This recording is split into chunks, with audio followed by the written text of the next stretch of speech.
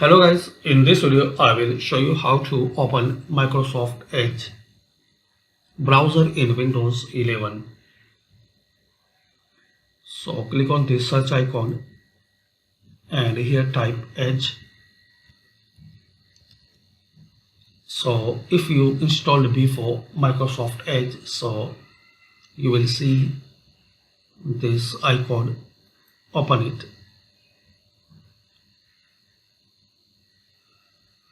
And if you don't have Microsoft Edge browser installed on your PC, so open any web browser, then here type Edge.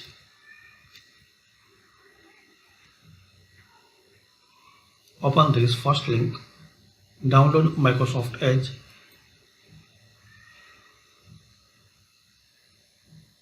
Click on download Edge.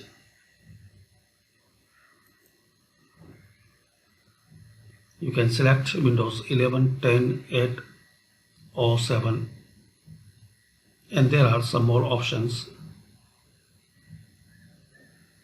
So select Windows 11, accept and download, then close. Click on keep. If you see this warning, then double click on this setup file. So this is the basic way guys to open Microsoft Edge. Thanks for watching.